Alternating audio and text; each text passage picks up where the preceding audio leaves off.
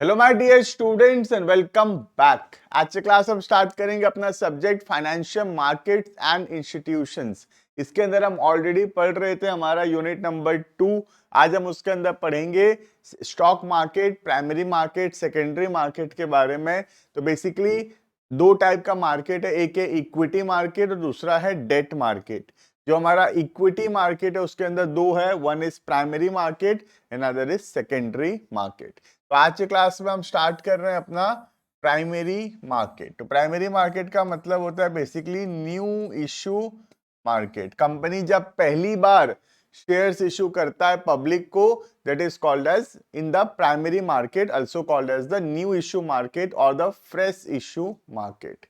और जो secondary market होता है वो होता है ट्रेडिंग ऑफ ओल्डर सिक्योरिटीज के लिए। जो पुराना सिक्योरिटीज है उसके बीच में जो ट्रेड होता है इन्वेस्टर्स के बीच में, दैट इज सेकेंडरी मार्केट। जैसे एग्जांपल के तौर पे let's say company shares issue किया पब्लिक को पहली बार, तो कंपनी जो शेयर इशू कर रहा है पब्लिक को, that is in the primary market, right. अब ये जो पब्लिक है दूसरे पब्लिक को शेयर बेच रहा है, दूसरा पब्लिक तीसरा पब्लिक को बेच रहा है। ये सब कहाँ हो रहा है? ये सब हो रहा है सेकेंडरी मार्केट में। Secondary market is also called as stock exchange और द स्टॉक मार्केट, राइट। तो जब हम स्टॉक मार्केट समझते हैं, स्टॉक मार्केट कौन सा मार्केट है? सेकेंडरी मार्केट है। वो है इशू ऑफ मतलब ओल्ड सिक्योरिटीज का ट्रेडिंग का मार्केट है। वो वहां पे कंपनी शेयर इशू नहीं कर रहा, कंपनी जो शेयर इशू करता है पहली बार, that is the primary market, right? देखना, the term equity market is the market for trading of equity instruments. Equity market का मतलब है trading of equity such as common stock और shares. Common stock मतलब पहले पढ़े equity shares. It is also referred to as a stock market. There are two major types of equity share. One, common stock also called as equity share और दूसरा preferred stock also called as preference shares. तो दो type के shares होते हैं, one is the equity share and another is the preference shares, right. Already पढ़ा हुआ है कैपिटल मार्केट इंस्ट्रूमेंट्स के अंदर, right. Equity market is the market for buyer and seller of stocks और shares and it ensure liquidity of the investor. Liquidity मतलब convertibility into cash. जब मर्जी हम उसको बेच के अगर कैश में कन्वर्ट कर सकते हैं, then it is called as liquidity. जैसे मेरे पास जो शेयर्स है, मैं जब मर्जी वो शेयर्स को सेल कर सकता हूं और उससे मैं पैसा ला सकता हूं। तो I can convert the shares into cash, it is called as liquidity. Clear है? Meaning of primary market. तो दो टाइप का मार्केट है। हम आज की वीडियो में स्टार्ट कर रहे हैं प्राइमरी मार्केट। प्राइमरी मार्केट बहुत बड़ा टॉपिक है, दो वीडियो में कवर करेंगे। उसके बाद हम पढ़ेंगे सेकेंडरी मार्केट, राइट। तो टोटल 3 वीडियो बनेगा इसमें, दो तो हो गया प्राइमरी मार्केट का वीडियो और एक बनेगा secondary market and role of stock exchange का वीडियो। क्लियर है? तो 3 वीडियो के अंदर टॉपिक कंप्लीट होगा। देखना, the new issue market represents the primary market. Primary market कौन सा मार्केट है? New issue market, where new security, that is shares or bonds that have never been previously issued are offered. पहले कभी issue नहीं हुआ है, पहली बार issue हो रहा है। Both the new company and the existing company can raise capital on the new issue market. The prime function of new issue market is to facilitate the transfer of funds from willing investors. Investor से पैसा कहाँ आ रहा है? To the entrepreneurs, right. आज जैसे company को पैसे का जरूरत है तो वो कंपनी शेयर्स इशू किया और ये शेयर कौन खरीदा? पब्लिक खरीदा।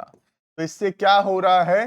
पब्लिक के पास जो पैसा है वो कहाँ पहुंच रहा है? कंपनी तक पहुंच रहा है, राइट। तो प्राइमरी मार्केट हेल्प कर रहा है जिनके पास सरप्लस पैसा है वो पैसा इन्वेस्ट कर सके, और जिनके पास कमी है पैसा का, जिनके पास डेफिसिट है, उनको पैसा मिल सके, राइट। तो प्राइमरी मार्केट हेल्प कर रहा है कनेक्ट करने में किसको? One, those who have surplus money, that is called as the investors, and दूसरा जिनको पैसे का जरूरत है, that is the deficit unit, also called as the company और the entrepreneur, right. setting up new corporate enterprise or going on for expansion, diversification, growth और modernization. तो या तो नया कंपनी बना रहे हैं हम लोग, ये एग्जिस्टिंग कंपनी का ग्रोथ कर रहे हैं, एक्सपेंशन कर रहे हैं, उसके लिए हमको पैसे का जरूरत है, तो हम क्या कर रहे हैं, मार्केट में शेयर्स इशू कर रहे हैं और पब्लिक से पैसा ले रहे हैं, राइट। तो कंपनी का भी फायदा है, पैसा मिल रहा है, और पब्लिक का भी फायदा है, पब्लिक पैसा इन्वेस्ट कर पा रहा है, जो सरप्लस पैसा उनके पास वो लोग उसको इन्वेस्ट कर पा रहे हैं, right. Beside helping corporate enterprise in securing their funds, the new issue market channelize the savings of individuals and others into investment. ठीक है, नए कंपनी को तो फायदा हो ही रहा है, कंपनी को तो पैसा मिल ही रहा है बिजनेस करने के लिए, साथ ही साथ इन्वेस्टर्स का भी फायदा है, क्योंकि उनके पास जो सेविंग्स है, वो जो जमा किए है पैसा, उस पैसे को वो सही जगह इन्वेस्ट कर पा रहे हैं, राइट। तो दोनों के लिए विन विन सिचुएशन है, कंपनी को भी पैसा मिल रहा है because company is in need of funds, तो कंपनी को भी पैसा मिल जा रहा है, प्लस पब्लिक को भी इन्वेस्टमेंट अपॉर्चुनिटीज मिल रहा है, और अगर सही जगह वो इन्वेस्ट करेंगे, they can earn interest, they can earn dividend, they can earn appreciation in the value of the shares, right. The two facets of this market is supply and demand are represented by the issuing company and the investors respectively. But then the organization of the new issue market not complete without a specialized agency. कुछ लोग इसमें चाहिए है ना new issue करने के लिए, जैसे कि इंटरमीडियरीज चाहिए, जैसे कि अंडरराइटर हो गया, मर्चेंट बैंकर हो गया, बैंकिंग इंस्टीट्यूट बैंक्स हो गए, ठीक है, ब्रोकर्स हो गए, इन सब के बिना हम जो है प्राइमरी मार्केट को नहीं चला पाएंगे, राइट। तो इन सब के बारे में भी हम डिटेल में पढ़ेंगे, ये वो इंस्टीट्यूशंस हैं जो हेल्प करते हैं शेयर्स इशू करने में, etcetera, which promote issue of new share, help in selling, transferring, underwriting of shares. कौन कौन है ऐसे, इनको क्या बोलते हैं, फाइनेंशियल इंटरमीडियरीज, जैसे कि अंडरराइटर्स हो गए, ब्रोकर हो गए, मर्चेंट बैंकर हो गए, ठीक है, ये सब कौन है, ये सब इंटरमीडियरीज हैं, और इन सब के बिना प्राइमरी मार्केट में कंपनी जो है शेयर इशू करके पब्लिक से पैसा नहीं ले पाएगा, राइट। इन सब के मदद से, इन सब के हेल्प से कंपनी जो है शेयर इशू कर पाता है टू द पब्लिक, और पब्लिक जो इन्वेस्ट कर पाता है इन द कंपनी। ये सब क्या है, ये सब फाइनेंशियल इंटरमीडियरीज हैं। इंटरमीडियरीज का मतलब होता है जो दो लोगों को कनेक्ट करता है, किसको किसको कनेक्ट करता है, एक कंपनी और दूसरा public, that is investors, right. As the new issue market directs the flow of savings into long-term investment, it is of paramount importance for the economic growth. और इकोनॉमिक ग्रोथ के लिए भी बहुत जरूरी है कंट्री के अंदर अच्छा प्राइमरी मार्केट होना, इंडस्ट्रियल डेवलपमेंट के लिए बहुत जरूरी है, क्योंकि अगर कंट्री में अच्छा प्राइमरी मार्केट होगा, अच्छा सेकेंडरी मार्केट होगा, तो कंपनी शेयर इशू करके बहुत सारा पैसा रेज कर पाएगा, और जब बहुत सारा पैसा हम रेज कर पाएंगे, उस पैसे को हम यूज करके बिजनेस को प्रॉफिटेबली रन कर सकेंगे, और अगर बिजनेस फ्लरिश करेगा कंट्री के अंदर, तो कंट्री का ग्रोथ होगा, राइट। तो कंट्री का ग्रोथ कहीं ना कहीं डायरेक्टली इनडायरेक्टली डिपेंड करता है उस कंट्री के स्टॉक मार्केट के ऊपर, right. The availability of financial resources for corporate enterprises to a great extent depends upon the status of new issue market. तो कंपनी को कितना पैसा मिलेगा वो बहुत हद तक डिपेंड करता है कंट्री के अंदर प्राइमरी मार्केट कैसा है। अगर प्राइमरी मार्केट जो है वो अच्छा है, तो कंपनी को बहुत सारा पैसा वो रेज कर पाएगा company by issue of shares. लेकिन अगर प्राइमरी मार्केट उतना अच्छा नहीं है, तो फिर कंपनी रेज नहीं कर पाएगा पैसा, जिसके वजह से ग्रोथ एंड डेवलपमेंट जो है कंपनी का वो स्लो डाउन होगा। क्लियर है? Next, features of primary market. पहला, this is the market for new long term. Primary market किसके लिए होता है? लॉन्ग टर्म के लिए, क्योंकि हम दो टाइप का मार्केट पढ़े हैं, याद होगा, एक है कैपिटल मार्केट और दूसरा है मनी मार्केट। तो ये जो प्राइमरी मार्केट है, सेकेंडरी मार्केट है, किसका टाइप है? कैपिटल मार्केट का। कैपिटल मार्केट किसके लिए होता है? लॉन्ग टर्म सिक्योरिटीज के लिए होता है, राइट। जो मनी मार्केट होता है वो शॉर्ट टर्म के लिए होता है, लेकिन जो कैपिटल मार्केट होता है वो लॉन्ग टर्म के लिए होता है। The primary market is a market where the securities are sold for the first time. ये तो पता चल ही गया हमको, प्राइमरी मार्केट मतलब जहां पे सिक्योरिटीज पहली बार सेल हो रहा है। Therefore, it is also called as the new issue market. Clear है पहला feature. Next, in the primary issue the security are issued by the company directly to the investor. कौन किसको इशू कर रहा है? कंपनी सिक्योरिटी इशू कर रहा है किसको? Directly to the investors. But this is not in case of the secondary market. Secondary market में इन्वेस्टर एक दूसरे को परचेज सेल कर रहे हैं securities, right. But in the primary market company share issue कर रहा है to the public, right. The company receives the money and issues new security certificates to the investor. Company को पैसा मिलता है और कंपनी बदले में शेयर सर्टिफिकेट्स इशू करता है to the public. Primary issues are used by companies for the purpose of setting up new business. नया बिजनेस सेटअप करने के लिए यूज करता है, या एग्जिस्टिंग बिजनेस को एक्सपैंड करने के लिए, मॉडर्नाइज करने के लिए कंपनी जो है नया शेयर्स इशू करता है, right. The primary market performs the crucial function of facilitating capital formation. और कैपिटल फॉर्मेशन का मतलब होता है कंट्री का ग्रोथ एंड डेवलपमेंट। तो प्राइमरी मार्केट के वजह से कंट्री में लोगों के पास जो सरप्लस पैसा है वो इन्वेस्ट कर सकते हैं, और इन्वेस्ट करके अपना कैपिटल को एप्रिशिएट कर सकते हैं, उसमें इंटरेस्ट डिविडेंड अर्न कर पा रहे हैं, और उस पैसे को कंपनी यूज करके कंपनी भी ग्रो कर रहा है। तो ओवरऑल इन्वेस्टर्स भी ग्रो कर रहे हैं, कंपनी भी ग्रो कर रहा है, जिसकी वजह से ओवरऑल पूरा कंट्री ग्रो करेगा। क्लियर है? Functions of new issue market, ठीक है। तो न्यू इश्यू मार्केट के अंदर बेसिकली 3 टाइप का फंक्शन है। पहला हो गया ओरिजिनेशन। देखना, it refers to work of investigation, analysing and processing of new project proposal. तो यहाँ पे इन्वेस्टिगेशन करना, एनालिसिस करना कोई भी नया प्रोजेक्ट के बारे में। आज एक नया कंपनी शेयर इशू करने के बारे में सोच रहा है, तो सबसे पहले जरूरी है उस नए कंपनी के बारे में एनालिसिस करना, इन्वेस्टिगेशन करना। It starts before an issue actually floated in the market. This function is done by the merchant banker. ये इंटरमीडियरीज है, आगे चल के हम पढ़ेंगे। मर्चेंट बैंकर हेल्प करता है किसमें? इन्वेस्टिगेशन एंड एनालिसिस करने में before the issue of shares. आज हम अगर शेयर इशू करने का सोच रहे हैं तो सबसे पहले हमको एनालिसिस करने का जरूरत है मार्केट का, और ये एनालिसिस करने में कौन हेल्प करेगा? हमारा मर्चेंट बैंकर्स, ठीक है।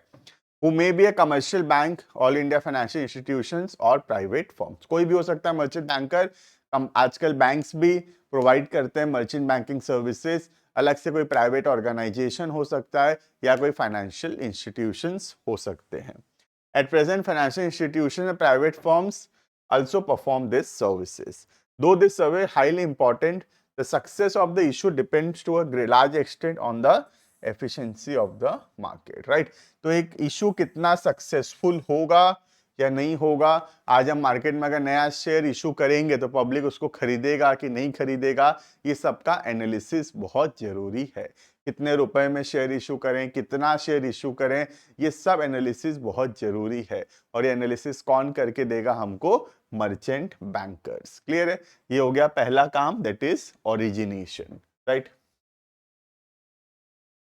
अब नेक्स्ट होते हैं अंडर राइटिंग। अंडर राइटर्स जो होते हैं वो पर्सन्स होते हैं जो गारंटी लेते हैं कि वो मिनिमम एक सर्टन अमाउंट ऑफ शेयर्स जो है वो सब्सक्राइब करवाएंगे। They take a guarantee that they will subscribe a minimum amount of securities. उनका बोलना है कि मिनिमम वो लोग एक सर्टन अमाउंट ऑफ शेयर जो है मार्केट में सेल कर सकेंगे, और बदले में हमसे कुछ कमीशन चार्ज करेंगे। कंपनी अंडरराइटिंग करवाता है क्योंकि कंपनी को डर है कि कंपनी शेयर इशू करेगा मार्केट में, लेकिन पब्लिक शेयर नहीं खरीदेगा।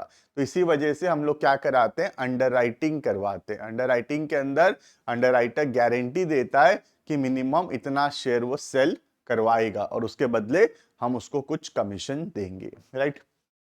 It is an agreement whereby the underwriter promises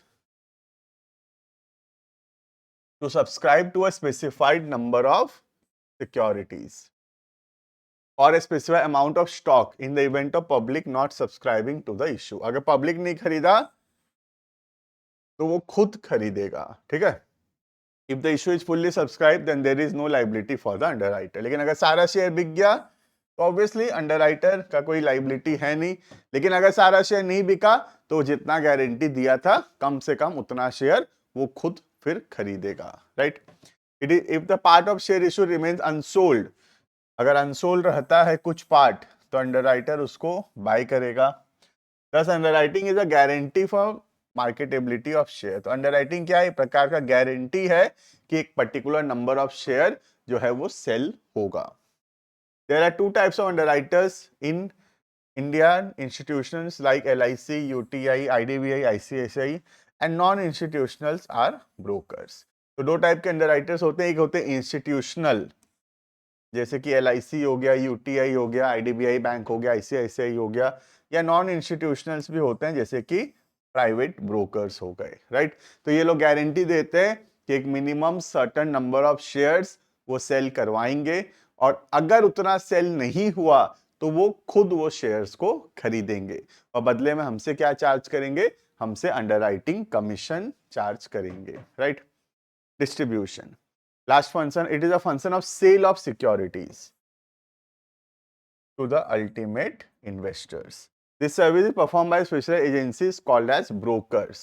तो brokers और agent ये सर्विस प्रोवाइड करते हैं जहां पे शेयर्स को फिजिकली, मतलब आजकल तो फिजिकली नहीं, डीमैट फॉर्म में, तो ब्रोकर जो है डीमैट के फॉर्म में इन्वेस्टर्स को शेयर पहुंचाता है, राइट।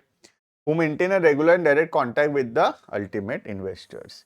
तो इन्वेस्टर के साथ कॉन्टैक्ट रखना और उनके साथ डीलिंग करना, उनसे पैसा लेना, उनको शेयर क्रेडिट कराना उनके डीमैट अकाउंट में, ये सब काम किसका है? ब्रोकर का। ब्रोकर का एग्जांपल हो जैसे जीरोधा हो गया, अप स्टॉक हो गया, ग्रो हो गया, एडलवाइस हो गया, शेर खान हो गया, ये सब क्या है? ये सब एग्जांपल है स्टॉक ब्रोकिंग कंपनी का, जो कि किसके किसके बीच में काम करता है?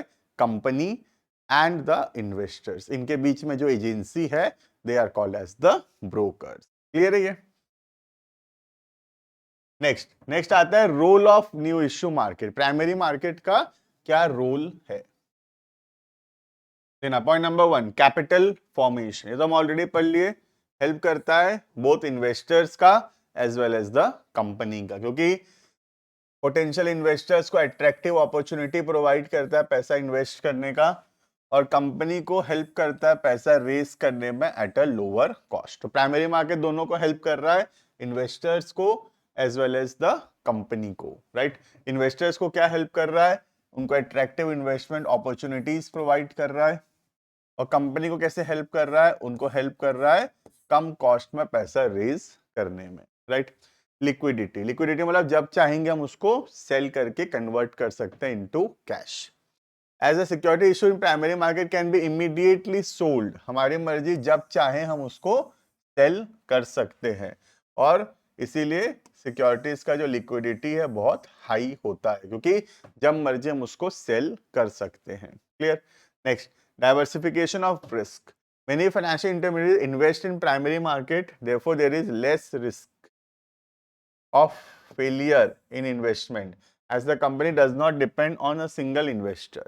The diversification of investment reduces the overall risk. ये तो इन्वेस्टमेंट का मेन रूल है डाइवर्सिफिकेशन। अगर हम बहुत सारे जगह पैसा लगाएंगे तो हमारा जो रिस्क है वो रिड्यूस होगा, लेकिन अगर हम सारा पैसा एक जगह लगाएंगे तो हमारा रिस्क बढ़ेगा। जैसे एग्जांपल के तौर पे सोच लो, जिसे बोलते हैं ना, एक बास्केट में अगर हम सारा एग रखेंगे तो बास्केट गिरा या कुछ हुआ तो सारा एग डैमेज हो जाएगा, राइट। लेकिन अगर हम अलग अलग बास्केट्स में रखेंगे तो एक बास्केट डैमेज हो भी गया तो बाकी बास्केट के एग्स जो है वो ठीक रहेंगे, राइट। तो सिमिलरली अगर हम एक जगह सारा पैसा लगाते हैं, मैं सारा मेरा पूंजी गोल्ड में लगा दिया और गोल्ड गिर गया तो डूब जाऊंगा मैं, राइट। तो मुझे क्या करना चाहिए? थोड़ा पैसा गोल्ड में, थोड़ा सिल्वर में, थोड़ा लैंड में, थोड़ा एफडीज में, थोड़ा म्यूचुअल फंड्स में, थोड़ा शेयर्स में, हर जगह पैसा को डाइवर्स करके अलग अलग जगह इन्वेस्ट करना चाहिए, राइट। तो प्राइमरी मार्केट हेल्प करता है डाइवर्सिफिकेशन में।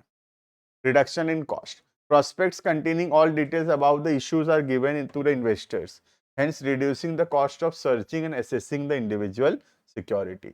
तो जो इन्वेस्टर्स हैं उनको ज्यादा खर्चा नहीं करना पड़ेगा कंपनी के सिक्योरिटीज के बारे में पता लगाने के लिए, क्योंकि कंपनी प्रोस्पेक्टस इशू करता है, कंपनी डिटेल बताता है सिक्योरिटीज के बारे में, और ये इंफॉर्मेशन इन्वेस्टर्स के पास अवेलेबल होता है।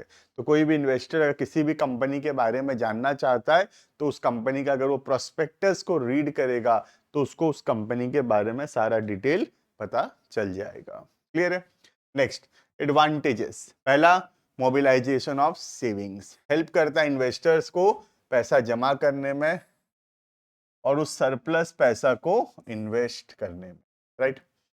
Channelizing saving into productive use. The funds so raised are used for expansion, diversification और modernization purpose by the company. तो कंपनी को हेल्प करता है उस पैसे को सही जगह इन्वेस्ट करने में, उसका सही यूज करने में, right? Sources for large supply of funds. The new issue market is a market for raising long term capital. Long term के लिए हम पैसा रेज कर रहे हैं मोर देन 1 ईयर के लिए from investors who are spread across the country. Does large amount of funds, बहुत ज्यादा पैसा हम रेज कर सकते हैं by issue of shares in the primary market.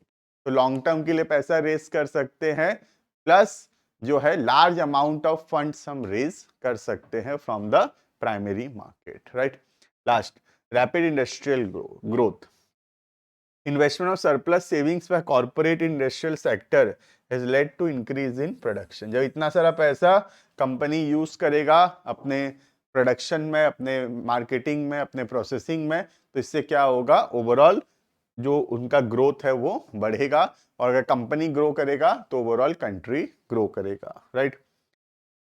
इससे क्या हुआ, प्रोडक्शन और प्रोडक्टिविटी बहुत ज्यादा इंक्रीज हुआ है क्योंकि कंपनी के बाद बहुत ह्यूज अमाउंट ऑफ फंड्स आता है यहाँ से और अगर ह्यूज अमाउंट ऑफ फंड्स आएगा तो कंपनी उसको सही जगह इन्वेस्ट कर सकेगा, राइट?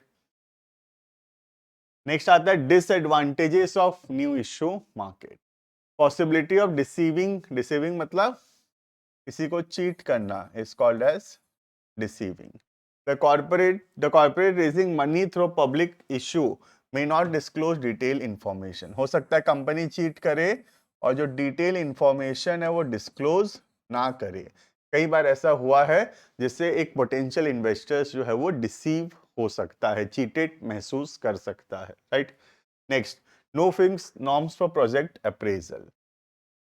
जब projects for money is raised are to be evaluated in terms of finance, economic profitability and market feasibility by the project manager. As there is no fixed norm, कोई fixed norm नहीं है, कोई fixed rules regulations नहीं है इसके लिए कि कौन सा प्रोजेक्ट सही है और कौन सा प्रोजेक्ट गलत है.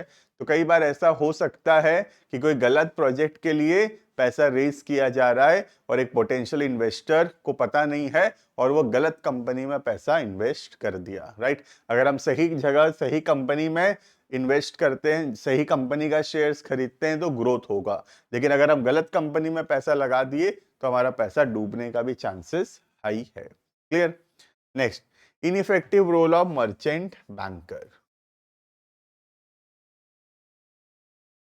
Merchant banker perform most of the pre-issue and post-issue obligation with regard to the new issue, but it had been observed that they do not follow the code of conduct.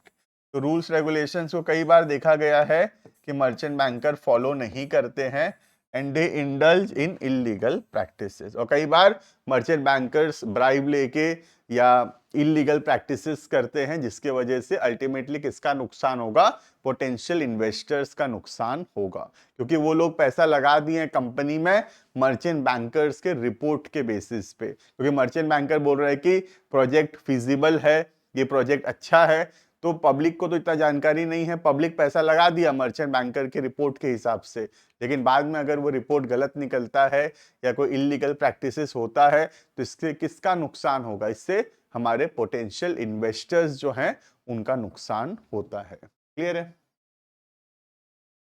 Next point आता है lack of confidence among investors. Investors lack confidence in the new issue market and they do not want to invest because of delay in the allotment of securities और delay in the refund of money. तो कई बार ऐसा देखा गया है कि company बहुत late करता है शेयर्स अलॉट करने में, प्लस अगर रिफंड, अगर सोच लो कि हम पैसा लगा दिए और हमको कम शेयर नहीं मिला तो कई बार हमारा पैसा रिफंड होने में बहुत ज़्यादा समय लगता है क्योंकि प्राइमरी मार्केट के अंदर सेबी का उतना स्ट्रिक्ट रूल्स रेगुलेशंस नहीं है, राइट। लेकिन अगर स्टॉक मार्केट होता तो वहां तो हमको फटाफट से अलॉटमेंट मिलेगा या हमारा पैसा वापस मिलेगा, राइट। लेकिन यहाँ पे कई बार देखा गया है कि लेट होता है अलॉटमेंट ऑफ शेयर्स मिलने में और रिफंड ऑफ मनी मिलने में, इसीलिए इन्वेस्टर्स का कॉन्फिडेंस कम होता है इन द प्राइमरी मार्केट। क्लियर है ये। नेक्स्ट, दो टाइप का इश्यू होता है। एक हो गया तुम्हारा आईपीओ, जब कंपनी पहली बार शेयर इशू कर रहा है to the public, that is called as IPO. आज सोच लो एक नया कंपनी है और नया कंपनी पहली बार शेयर इशू कर रहा है पब्लिक को, that is called as IPO, right. और नेक्स्ट आता है follow up on public offer, FPO या फर्दर पब्लिक ऑफर। इसका मतलब है फर्स्ट टाइम के बाद नेक्स्ट टाइम अगर कंपनी नया शेयर इशू कर रहा है, that is called as FPO, ठीक है। जैसे फॉर एग्जांपल आज सोच लो एक कंपनी को 1 लाख का जरूरत है, तो वो 10,000 शेयर्स इशू किया ऑफ 10 ईच, ठीक है। तो ये हो गया हमारा IPO, first time offer, right. FPO होता है सोच लो और पैसे का जरूरत है, तो और हम 50,000 शेयर्स इशू किए पब्लिक को, ठीक है। ये क्या है, ये है FPO, follow up public offer, right. तो ये जो 50,000 शेयर्स है, ये हो सकता है पूरा ही नया हो, ठीक है, या फिर कोई पुराना प्रमोटर है, प्रमोटर अपना शेयर डाइल्यूट कर रहा है, तो उसमें से जो शेयर है पब्लिक को इशू किया जा रहा है, राइट। तो एक हो गया आईपीओ जहां पे पहली बार शेयर इशू हो रहा है पब्लिक को, दूसरा हो गया एफपीओ जहां पे या तो दूसरी बार इशू हो रहा है पब्लिक को, या फिर कोई शेयर जो प्रमोटर के पास है, प्रमोटर अपना शेयर पब्लिक को इशू कर रहा है। क्लियर है। तो ये हो गया दो टाइप का तरीका जिससे हम प्राइमरी मार्केट में शेयर इशू करते हैं। फर्स्ट हो गया हमारा इनिशियल पब्लिक ऑफर और दूसरा हो गया follow up on public offer. Clear है ये। So this is all about how a primary market works. What are the functions, advantages and disadvantages of a primary market? Clear है। Next class के अंदर primary market को continue करेंगे और पढ़ेंगे कौन कौन से इंटरमीडियरीज हैं जो फैसिलिटेट करते हैं transaction in the primary market, like merchant bankers, brokers, underwriters, bankers. इन सब के बारे में हम डिटेल में पढ़ेंगे कि कौन कौन से ब्रोकर्स हैं, जो कौन कौन से बेसिकली मिडिल मैन है, अंडरराइटर्स हैं या इंटरमीडियरीज हैं जो फैसिलिटेट करते हैं transaction in the primary market. Clear है ये। तो this is all about today. हम पढ़े प्राइमरी मार्केट क्या होता है, नेक्स्ट वीडियो में इसके इंटरमीडियरीज के बारे में पढ़ेंगे और फिर उसके नेक्स्ट वीडियो में हम पढ़ेंगे secondary market and role of stock exchange के बारे में। क्लियर है। तो मिलते हैं नेक्स्ट वीडियो के अंदर। अभी के लिए इतना। Thank you and bye bye.